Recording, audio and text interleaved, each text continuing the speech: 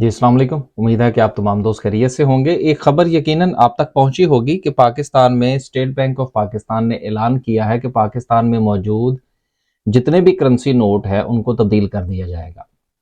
अब इस हवाले से दो बातें जो हैं वो बड़ी अहम है। पहली बात तो ये कि क्या ये करेंसी नोट जो हैं ये सिर्फ इस वजह से तब्दील किए जा रहे हैं कि पाकिस्तान में जो 2 नंबर करेंसी हैं या जो जाली नोट हैं वो बहुत ज़्यादा हो चुके हैं, उनकी बहुतात हो चुकी है।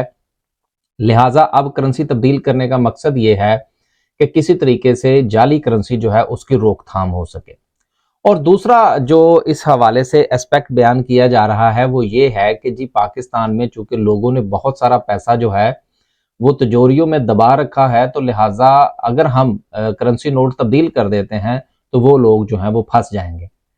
देखिए, जहां तक पहला मौकफ है कि जी पाकिस्तान में जाली करेंसी बहुत ज्यादा है, तो चलें ये बात तो किसी हद तक मानने में आती है कि जाली करेंसी जो है उसकी यकीनन कुछ हौसला शिकनी हो पाएगी कि अगर हमारे पास नए करेंसी नोट आ जाते हैं तो यकीनन जो लोग जाली करेंसी छापने के कारोबार से मुंसलिक हैं उनको यकीनन मजीद मेहनत करना पड़ेगी। नए फीचर्स जो नए नोट्स के अंदर होंगे वो फीचर्स उनके 2 नंबर नोटों के अंदर भी होने चाहिए। उनकी मजीद इन्वेस्टमेंट होगी, उनके लिए सरवाइव करना ज्यादा मुश्किल हो जाएगा।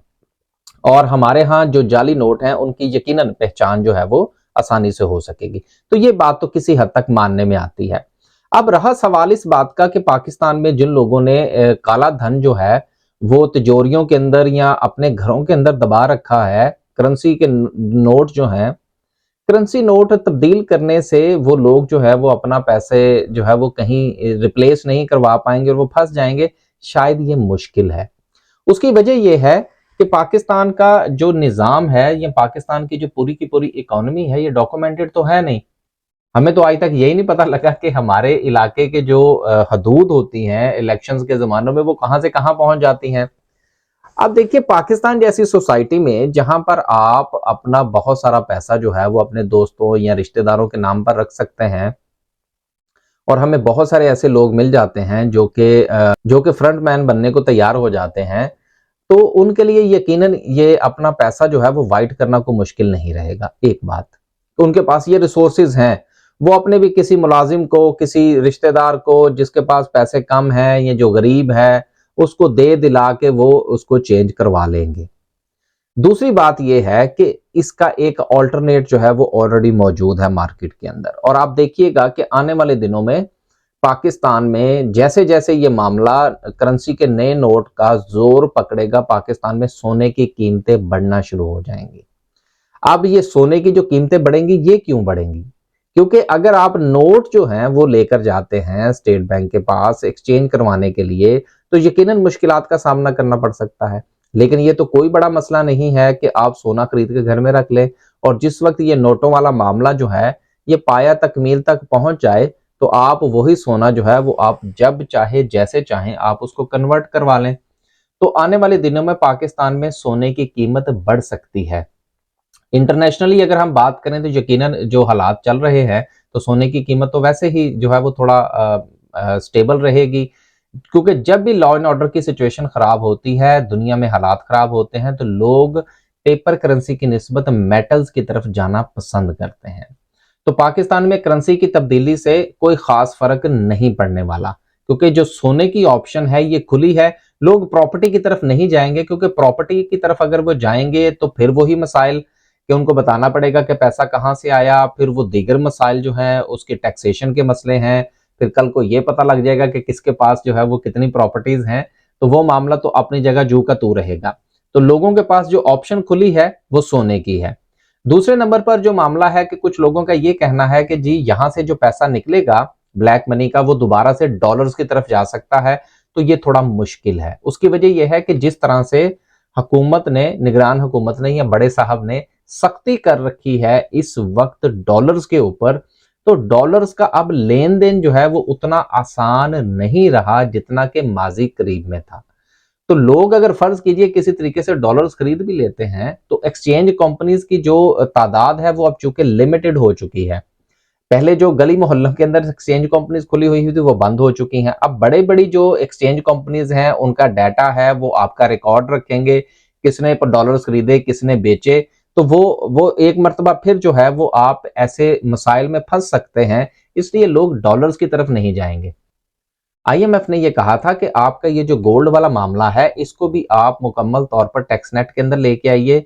एक खास मुद्द एक खास मिकदार से ज्यादा जो लोग भी सोना खरीदते हैं उनका पूरा डाटा होना चाहिए, और सुनार जितने भी हैं इनको टैक्स नेट में लाया जाए, पता चले कौन कितना सोना खरीद रहा है, कौन कितना बेच रहा है।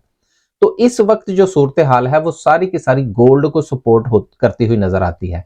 अब वो लोग जिनके पास सोना मौजूद है, जो उन्होंने पहले से खरीद रखा है और उनके पास वो लीगल है, उनके पास डॉक्यूमेंटेशन है, उनके लिए अच्छा मौका है कि पाकिस्तान में जब ये थोड़ी सी अफरा तफरी मचेगी तो इंटरनेशनली फर्ज कीजिए कि अगर गोल्ड की प्राइस नीचे आ भी जाती है तो पाकिस्तान में नहीं आएगी, क्योंकि पाकिस्तान में ये खुफिया हाथ एक्टिव हो जाएंगे और सोना खरीदने की कोशिश करेंगे, ताकि ये करेंसी नोटों वाला जो मामला है ये थोड़ा सा ठंडा हो जाए, और जब करेंसी नोट दोबारा से तब्दील करवाने हो तो उनके पास एक ऐसी ऑप्शन मौजूद हो जो कि उनको बाआसानी दोबारा से इन कैश करवा सकें।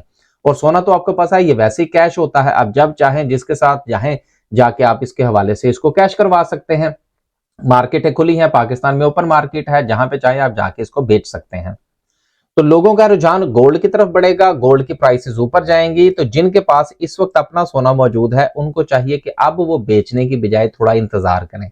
जब ये अफरा तफरी मजीद इंक्रीज होगी और ये मामला प्रिंटिंग की तरफ जाएगा और डेट्स दी जाएंगी कि जी फलां तारीख तक अगर आपके पास पुरानी करेंसी के नोट मौजूद हैं तो आप तब्दील करवा लें, तो जैसे ही अनाउंसमेंट सामने आएगी इस मामले के अंदर तेजी आएगी। लेकिन जो लोग समझदार हैं और जो इस तमाम के तमाम मामलात को पूरे तरीके से कैलकुलेट किए हुए हैं, या दूसरे लफ्जों में यूं समझ लीजिए जिनके पास वाकयतन जो है वो काला धन मौजूद है, वो अब एक्टिव हो चुके हैं। वो इस चीज का इंतजार नहीं करेंगे कि देखा जाए कि स्टेट बैंक जो है वो कब अनाउंसमेंट करता है, वो अपने काम को पूरा करने के लिए निकल चुके हैं। तो आने वाले दिनों में पाकिस्तान की जो सराफा मार्केट है इसमें आपको तेजी नजर आ सकती है। अगर आपके पास सोना मौजूद है तो थोड़ा सा इंतजार कीजिए, अफरा तफरी मचने दीजिए, आपको अच्छे प्राइस जो है वो मिल जाएंगे। और जैसे ही ये मामला पाया तकमील तक पहुंचेगा आपको दोबारा से जो गोल्ड के रेट है वो नॉर्मलाइज होते हुए नजर आएंगे। तो ये एक आप यूं समझ लीजिए कि खिचड़ी सी पकने लगी है, और इससे जो है यकीनन जो काले धन वाले हैं वो एक मर्तबा फिर निकल जाएंगे। और करप्शन को खत्म करने के लिए और लोगों को टैक्स नेट में लाने के लिए, या जो पैसा लोगों के घरों में पड़ा हुआ है उसको अगर आप उन्होंने बैंकिंग सिस्टम के अंदर लेके आना है, तो शायद ये स्टेट बैंक का जो इकदाम है इतना ज्यादा फिजिबल होता हुआ नजर नहीं आता। ये उन ममालिक में होता है जहां पर चीजें रेगुलराइज होती हैं, जहां पर चीजें डॉक्यूमेंटेड होती हैं। हमारा मामला सारा का सारा ग्रे इकोनॉमी का है। ग्रे इकोनॉमी में ये चीजें इतनी ज्यादा असरअंदाज नहीं होती। अब तक के लिए सिर्फ इतना ही। इंशाल्लाह एक नए व्लॉग के साथ हाजिर होंगे। इजाजत दीजिए। अल्लाह हाफिज।